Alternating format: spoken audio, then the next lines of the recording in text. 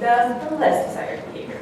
So the story behind how I end up in here, I am a psychologist. I still do my research these days together with Medical University in Łódź. And at some point in my career, I saw that somehow people have to choose between business outputs and business results, and people, relationship, happiness maybe even, and I've decided to found a company that tells people the story that they don't have to choose. So what we're doing, we're promising our customers that they can have ethical and successful company, and they can be also happy and successful people at the same time. We're doing that for early stage startups because they are agile kind of by definition. It's easier. They don't budget. They just deliver. And this is so much easier to introduce any type of different agile frameworks into the organization that it's innovative at its core. So this is why Mangrove exists. And the slide I've asked my people to do, and they told me that it's the time that I have to say some good things about ourselves, and this is how we ended up with the setting slide. How and why should we speak brain? So as long as we interact with humans, we need to understand that we are actually animals, if we like it or not. We are protein-built creatures, and our behavior is mostly influenced by the fact that we are animals. So the situation, our learning, everything, that constitutes for, 10% of our behavior in general. Most of it are instincts, are mechanisms, are automations, so to speak. And one thing that we should always remember, what does the brain do? It always saves energy. So if you cannot explain the behavior, you're looking at someone and he or she's behaving in a certain way, and you think, why for crying out loud? The simplest answer will be always because the brain is trying to save energy.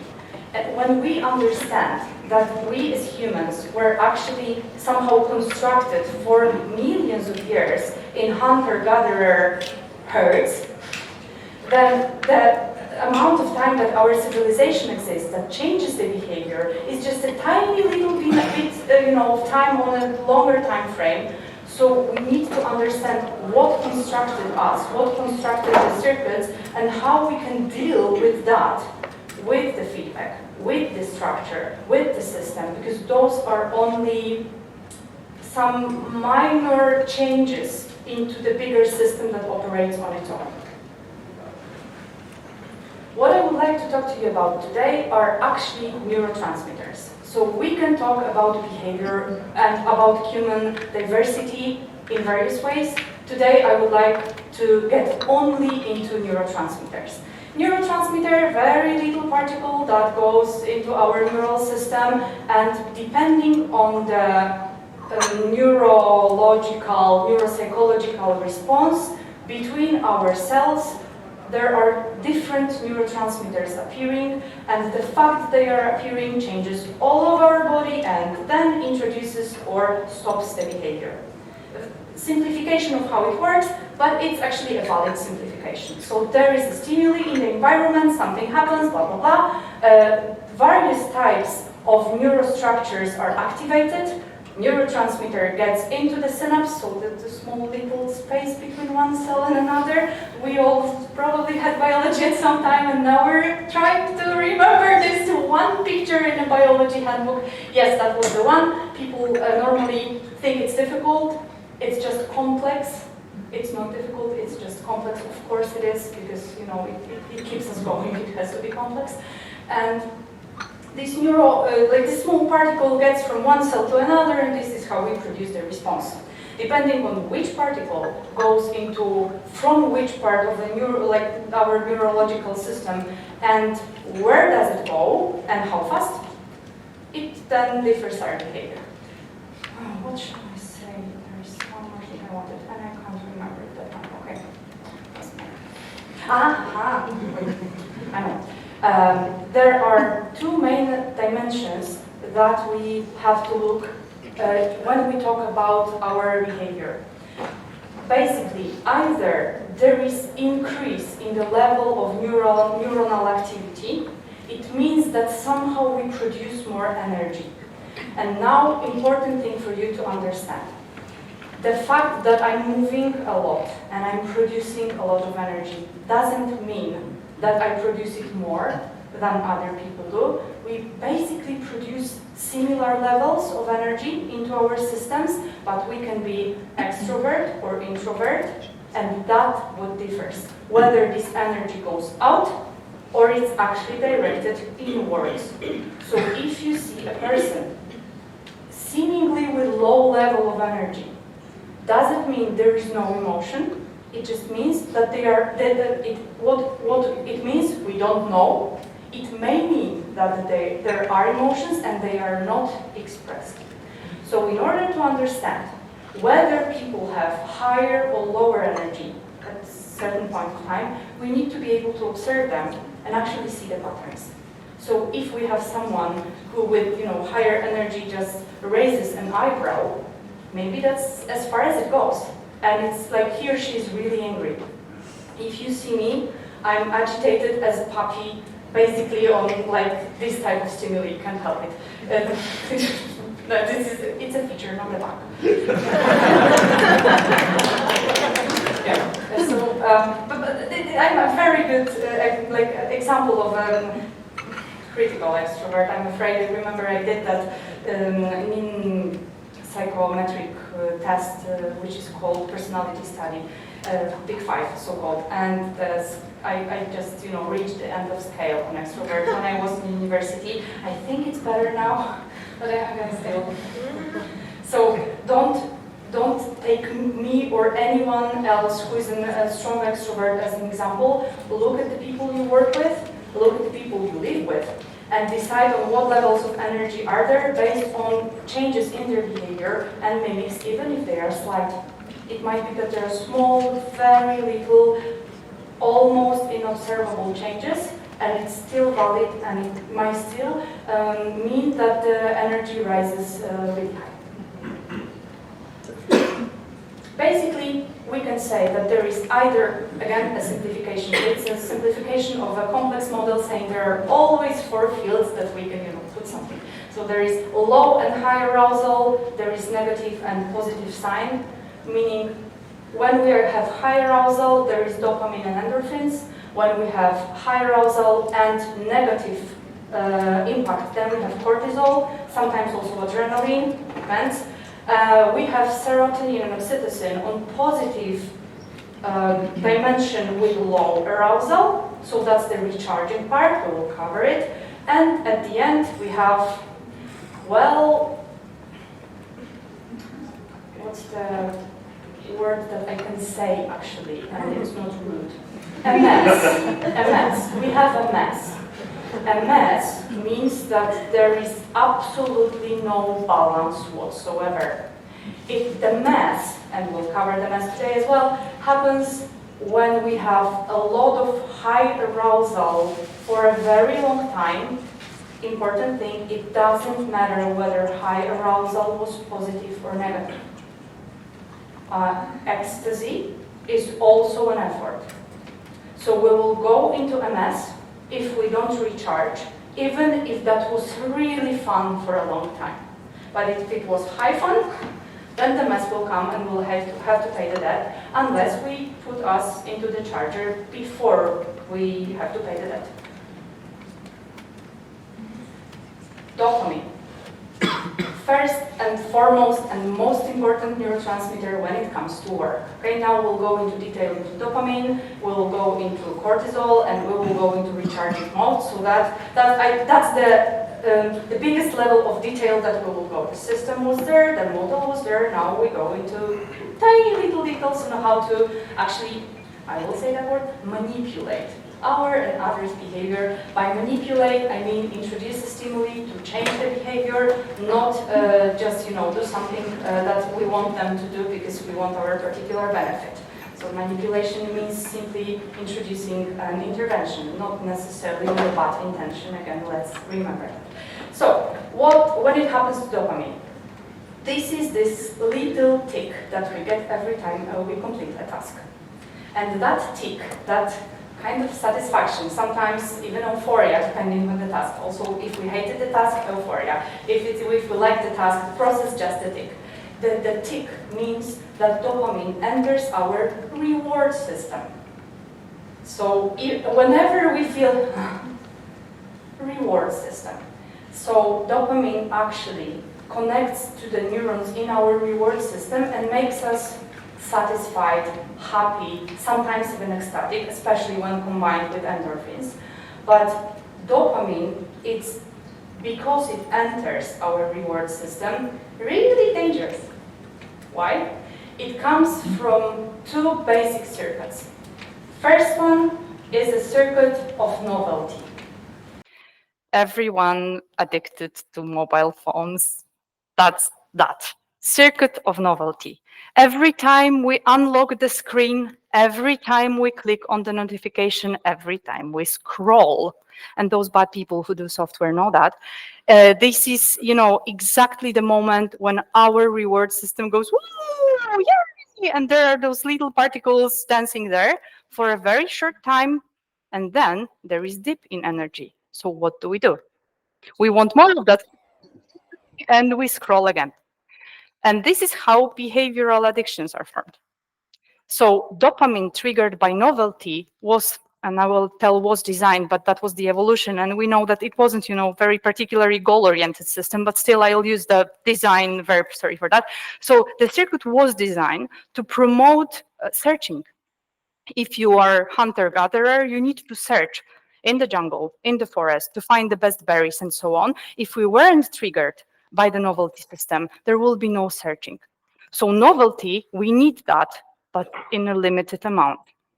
So this dopamine is a cheap dopamine. And unfortunately, in the longer run, it takes more than it gives. But there is another dopamine, and it's dopamine triggered by achievement. This one is a more silent one because the stimulation of the reward circuit isn't that strong. But there are two important things. One, to achieve that dopamine, it's an expensive dopamine, because to achieve it, we had to make an effort. And effort is expensive.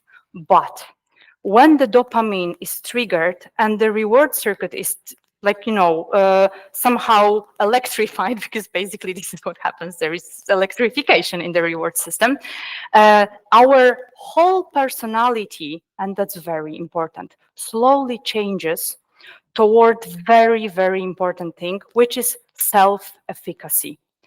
For me, that was one of the most moving research that I ever, and I mean it, ever saw, that these small electrifications of neural circuits from the dopamine, from the achievement, by achievement, crossing out the task. This is an achievement, not getting a lot of happy rewards like on the slide, right?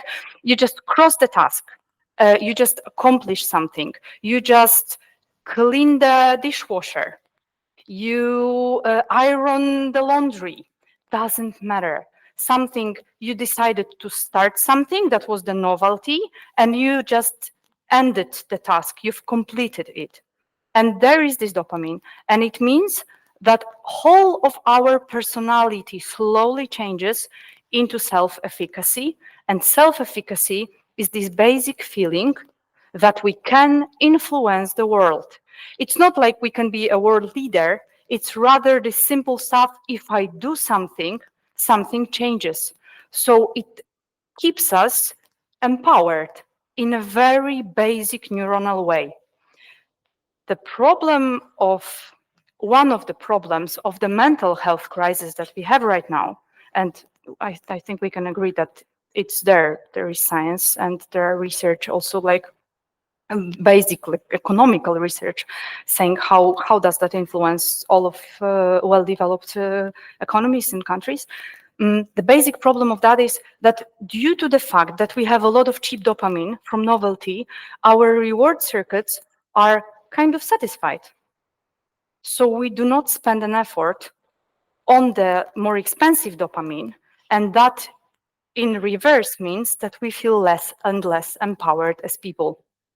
And this is something that is slightly contradictory to the agile frameworks quite often presented, which will say safety, well-being, happiness. Not necessarily. I would say let's balance that with the demand and effort. Of course, basic psychological safety needs to be there because of cortisol, and we'll come to that in a second. But still, let's make the achievement expensive. Of course, the bigger achievement, the more expensive it is. If it's the other way around and simple tasks are expensive because someone shouts at us when we are doing simple stuff, Jesus, no. But if we make simple stuff cheap when it comes to effort and more complex stuff more expensive, then it goes in balance and all of us in the team, even in the organization, are actually empowered. Let me check the time. Okay. I started quarter past, right? I still have some time. Okay, good. Problem with dopamine and novelty in organizations, especially in software development, is as follows. People who code quite often low dopamine, low novelty, obviously, because they need to understand the structure, follow the guidelines, and be detail-oriented. People who decide on business priorities, high visionaries. And if we introduce a lot of dopamine from novelty, meaning, yes, you have an idea. When I say that, I can see like my team, there's a shade coming on their faces, and I'm like, okay, it is okay, okay. So I'll have an idea. It's not urgent. Don't fret. I just want to discuss the idea. You don't have to do anything. I did that today during the previous presentation via SMS. Exactly that. Listen, I have an idea. And I also give nice warning signs before I say that, so they can, prepare. But like, I'm joking with them on that, but this is why I do it. Because I know that with my appearing and disappearing preference for novelty, they can fret a lot. They are in the middle of the project, we're doing something for the customer, there is some crisis situation, and there is a meeting, and I'm like, Jesus, listen, I've got this idea. I was on that conference. They're like, okay. Now let's do a short breathing exercise. We just exhale. There is serotonin appearing. Now you can tell us. And joking, not joking, this is especially if you work with teams and you are scrum masters and other coaches and you deal a lot with stakeholders, whatever you can to prevent stakeholders from jumping up with the ideas that are anyhow not research and just to be implemented without any research, which freaks out people who do tech very often, do this. If you need them to read an article on how it influences the neural circuits, do this. Because people do that because they think it's fun. If it triggers me, it probably triggers everyone else, right? Yes, but not in a way you think. Cortisol. This is something that appears in our system when we feel we have to defend us because the environment is hostile. And in organizations, there is one thing that appears in our system quite often, and in the system of organizations, not in the body system, and it's power. And unfortunately, for many organizations, and this is why we have a lot of jokes about C-level and executives who are, blind and stupid. That was on the comics, right? It's because the power that they have, and they have real power, because whenever someone makes a decision that I have to go from the organization and my income is taken, it means that someone has power over me. And it's a real power. We cannot delete it. So remember, please, that when it comes to relationships that are somehow fueled with power, and it will always happen between a manager and his or her direct supervisor, there will be always cortisol, no matter what. You cannot delete it. There were some times during very high markets, like recent years in Poland, not these recent 2 years, recent years, when because of the amount of jobs on the market compared to quite low amount of people who can do those jobs, this was silent into some privileged roles for some time. But Normally, in the greater scheme of things, when there is power, there is cortisol. And this is the thing, the cortisol, that prevents us from being courageous. Again, simplification. When you have a team that doesn't take responsibility, it may mean that they are simply afraid and they are so used to it that they don't even know. So if you look, from the third party perspective, which agile coaches and scrum masters should from time to time do, that's the job.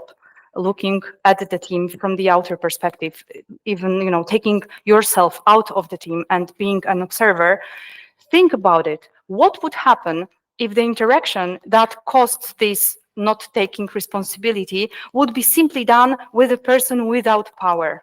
And I promise you, very often it will change everything. Because when someone with power comes and demands something, we kind of stop thinking. In a way, if he or she says that, she's probably right.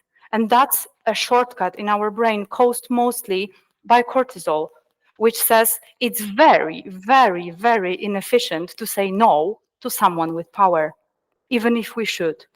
And what I do with the teams that I work quite often with managerial teams that report to the board. The same problem there, trust me. Doesn't matter how high in the organization you are. If you have a boss, it's there. I teach them how to prepare decisions so that when the time comes and they say no, you know how to handle it with communication. You are prepared. You have your arguments, you have your data, whatever you need, and you can address a no, for example, with a question. You say no. What worries you? What's difficult there? Let me understand that. How can we, accommodate that? Of course, when you are on a board meeting and they say no, it's not like it's not easy to say how can we accommodate your no into our greater future, because it's like, oh, are they gonna fire me or not? Are they gonna fire me or not? And still, when you can do that, remembering that this is what your body is telling you, and it might be wrong simply because it's a simplification, it's a shortcut. And if you exhale, in a second, I'll tell you why to exhale, not inhale at that particular moment, you are able to control your behavior and introduce something new. If you want your teams to be empowered and to talk to product people, business people, managers on a partnership, more partner level, they need to be really well prepared for those meetings. They need to predict the questions and know the answers, or at least consider how to answer in advance. Sometimes the best answer is, I hear you, I don't know what to do, let me come back with a solution. Nothing bad in that. It's definitely better than to ping pong. Your fault, my fault, your fault, and this kind of stuff. I don't know, let me think about it. So the stop think is also a good thing to stop the cortisol. Yeah, basically that.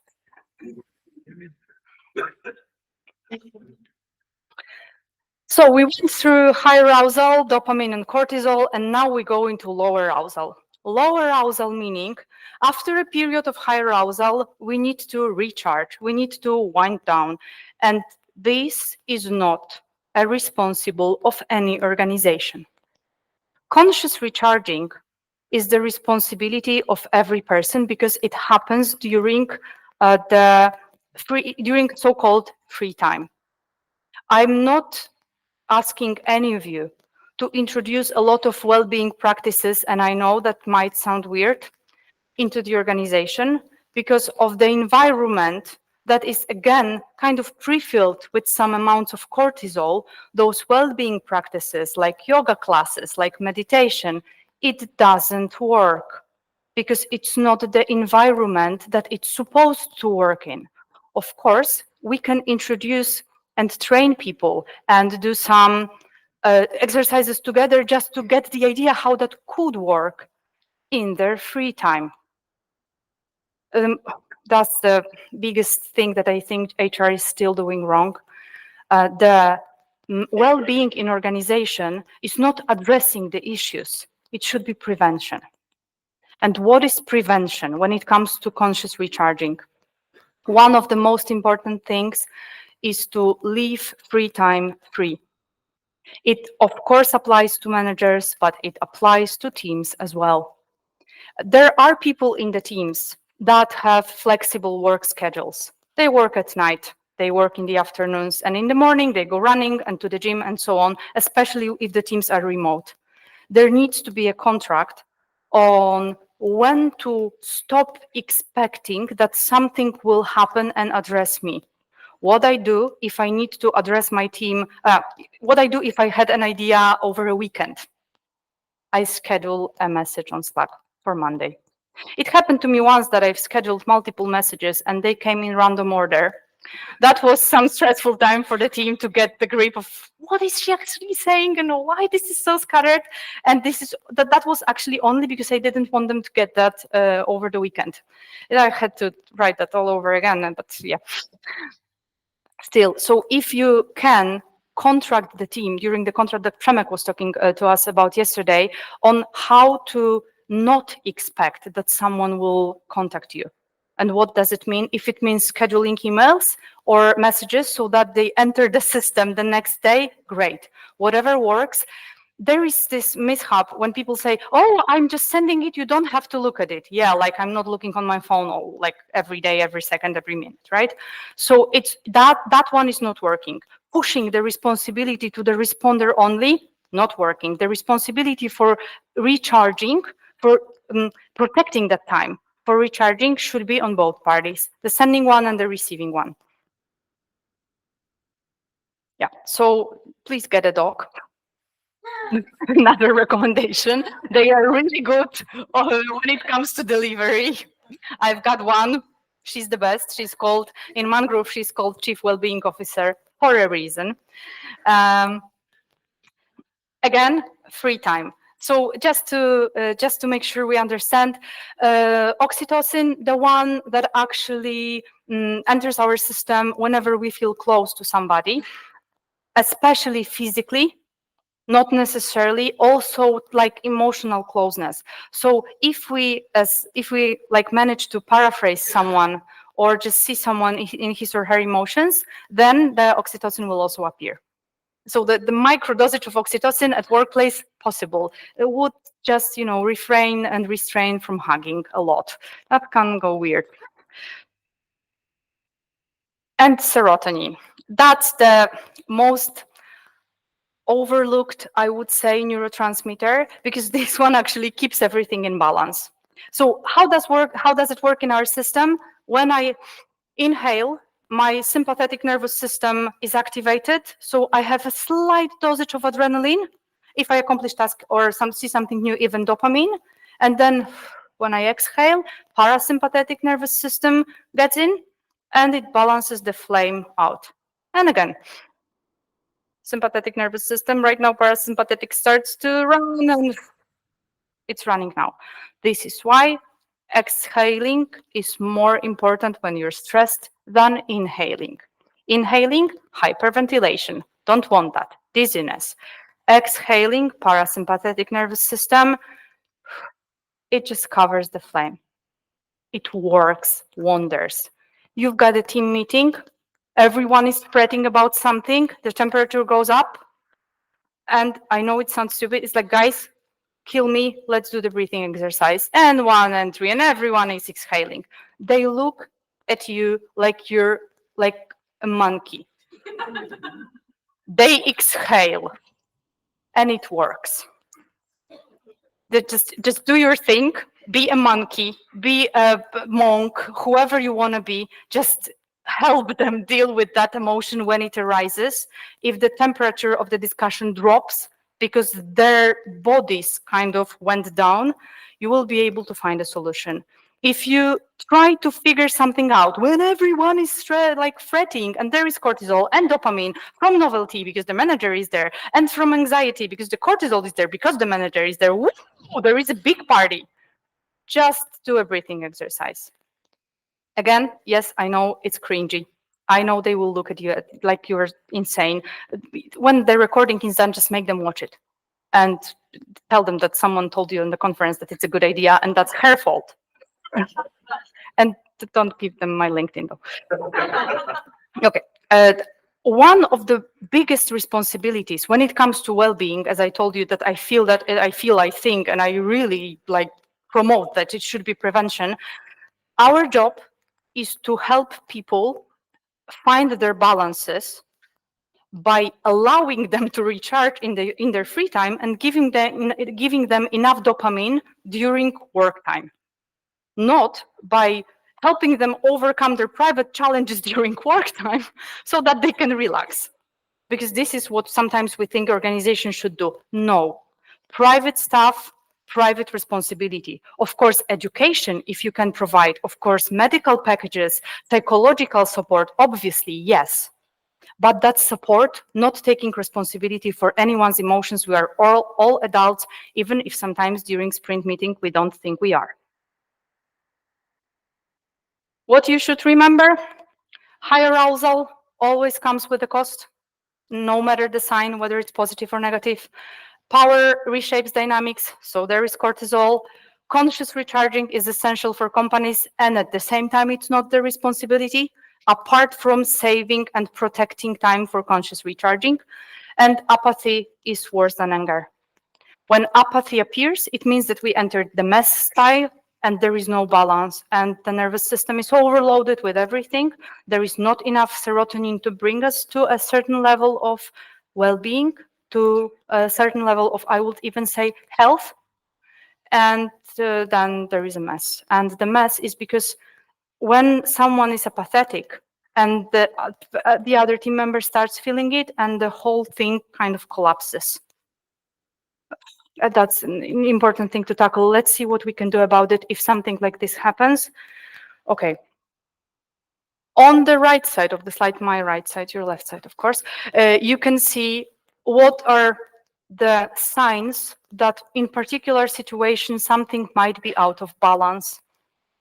There will be either apathy on various levels or inability to control behavior.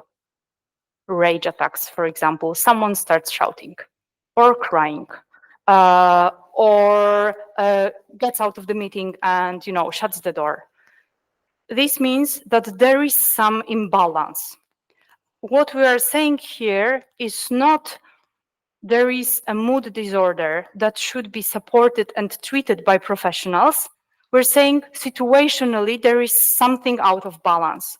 What we can do as leaders, whenever we can, we should give specific tasks. I know it goes in contrary of empowering the team. I understand that, and I still advise that. We should prioritize if we can. Again, I know, and still, sorry, I think that's the biggest challenge. The brain works its way, the agile works its way. Sometimes we just need to follow the brain. Of course, not for a long time, because then we will enter another circle of people saying, okay, she's or he's doing that all of the time, so we can stop caring for that. No, no, no. Within a kind of difficult situation, we take more responsibility for people's mood. If we feel that someone can be stressed because of micromanaging, which happens because people have higher autonomy needs, we give autonomy.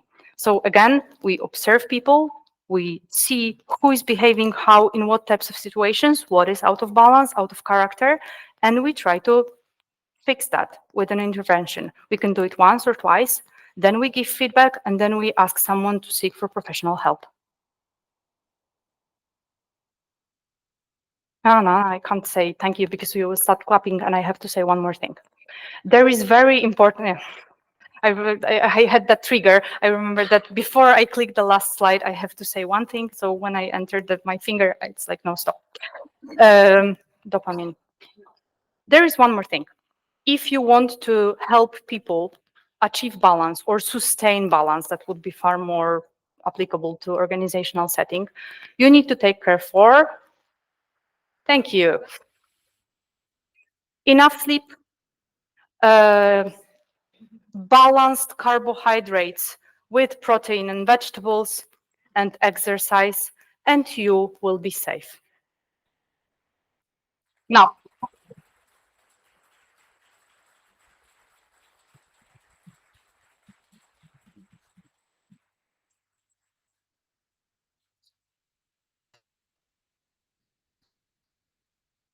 we still have some time for questions, don't we? Yes, we have 6 minutes. And we're gonna go directly to the next step, but that gives us, I'm sure you have some reflective. Yeah. Oh,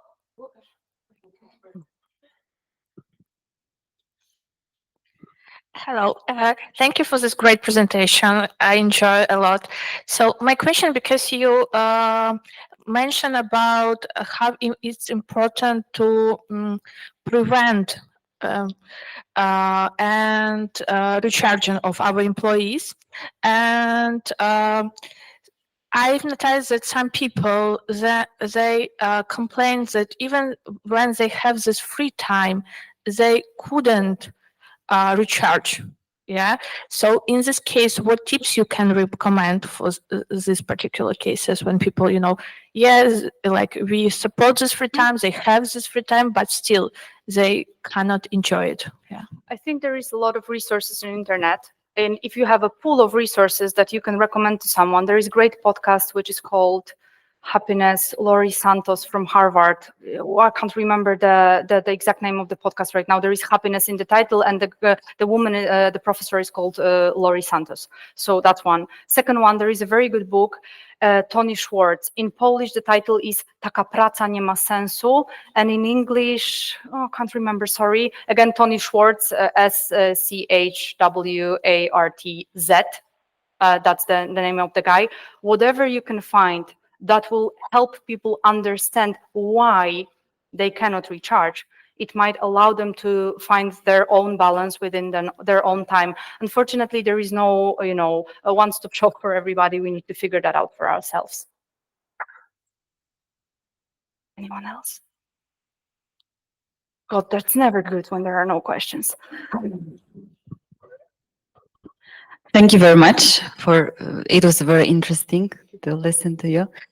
And I really enjoyed when you were talking about this power, distance, and cortisol coming. Yeah. So I wonder if you were analyzing it across the cultures, because we know the power distance is different in different cultures. No, of course, you might be right. I don't know the research that would say that depending on the power distance so probably the hypothesis would be the lower the distance, the shorter the distance, the lower the cortisol.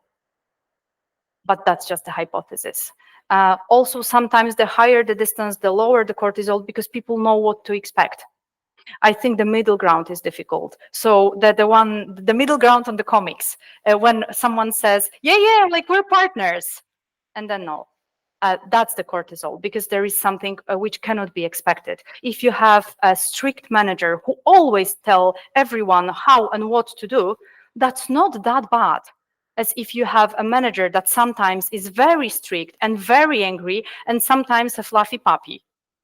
You never know where he hits, or she. Sometimes, more often, he. Sorry. Yeah, that's again. This is science. One, of course, there is a difference in C-level suite in the gender, and the second one, testosterone means more cortisol and more aggression. By definition, again, because we're monkeys, not because that men are bad. It's just how that's.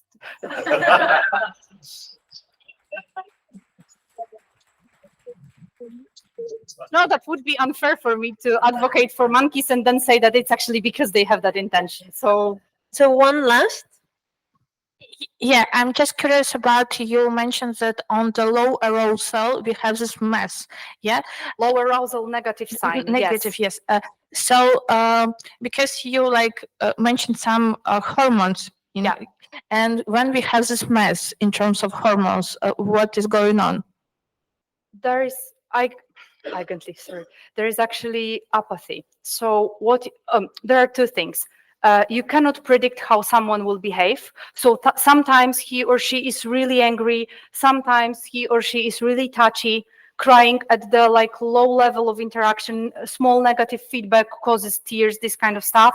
But also, people are not satisfied with the things they used to be. In psychology, it's called anhedonia.